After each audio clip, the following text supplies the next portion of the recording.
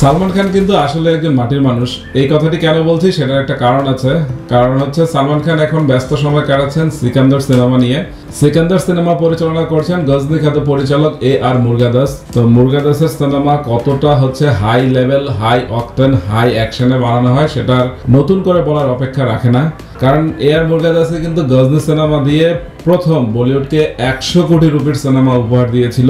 তো সালমান খানও অনেকদিন যাবত হচ্ছে ব্যাটে বলে হচ্ছিল না। তো সালমান খান এখন কাজ করছে সিকান্দার সিনেমাতে। তো এই সিকান্দার সিনেমা নিয়ে একটি দারুণ গল্প হয়েছে, একদম সিনেমার মতো। আর সেটা কি আজকে বলছি। যেমন হচ্ছে সালমান জোশী একজন কমেডি অভিনেতা বা ভার্সেটাইল অভিনেতা। আপনারা 3 ইডিয়টস দিয়ে বা আগে থেকে হয়তো বা তাকে চেনেন। তো সেই সালমান জোশী কিন্তু রিসেন্ট কোনো তেমন কাজ করছে না বলার মতো।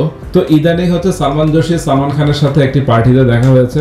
তো সালমান খান সালমান জোশীকে জিজ্ঞেস করলো কি অবস্থা। তো সালমান জোশী বললো যে ভাই আমি যেই টাইপের কাজ করি ওরকম পারিশ্রমিক তো পাচ্ছি না, তাই কাজও হচ্ছে না। তো সালমান খান সাথে সাথেই বলল তুই আমার সাথে সিকান্দার সিনেমা করছিস। এবং সালমান জোশী তখন আনন্দে খুশিতে জাস্ট হচ্ছে সালমান খানকে জড়িয়ে ধরেছে যে কি বলছেন এক কথাতেই।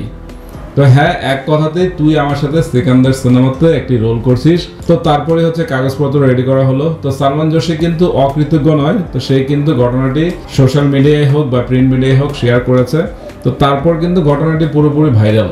তো যাই হোক, সালমান খানকে কিন্তু একজন মাটির মানুষ হিসেবে সবাই চিনে। তো সে বলিউডের ভাইজান এবং বাংলাদেশেও কিন্তু তার দারুণ ভক্তকুল আছে।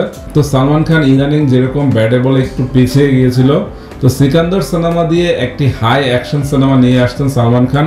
এবং সালমান খান অ্যাকশন সিনেমাতে কি করতে পারে বা তার মাস এন্টারটেনমেন্ট সিনেমাতে সালমান খান কোন পর্যায়ে আছে সেটা নতুন করে বলার কিন্তু অপেক্ষা রাখে না। তো ভক্তরা কিন্তু আশা করছেন যে সালমান খান দুর্দান্ত একটি অ্যাকশন প্যাক সিনেমা নিয়ে ব্যাক করুক। তো কথা হচ্ছে সালমান জোশী এই সিনেমায় কি ক্যারেক্টার প্লে করে সেটা নিয়ে কিন্তু রহস্য এখনো চলছে। তো বলা হচ্ছে যে সালমান জোশী হয়তোবা একটি নেগেটিভ রোল করতে পারে। তো সালমান জোশী কিন্তু ভার্সেটাইল অ্যাক্টর।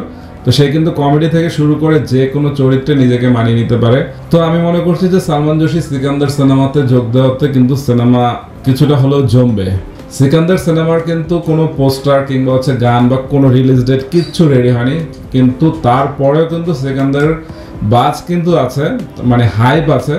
তো বাজারে যেটা হাইপ ওঠে সেটা কিন্তু মার্কেট ভ্যালু আছে। তো দেখা যাক সালমান খানের নামটি যেহেতু সিকান্দারের সাথে জড়িত, আর মুরগাদাস কি পারবে সালমান খানকে ব্যাক করাতে। তো সালমান খানের কামব্যাক সিকান্দার দিয়ে হোক। তো সালমানের ভক্ত ইন্ডিয়া থাকুক আর বাংলাদেশে থাকুক, সবার জন্য শুভকামনা। এবং দেখা যাক যে সালমান খান সিকান্দার সিনেমা দিয়ে ব্যাক করতে পারে কিনা। তো সবাই ভালো থাকবেন।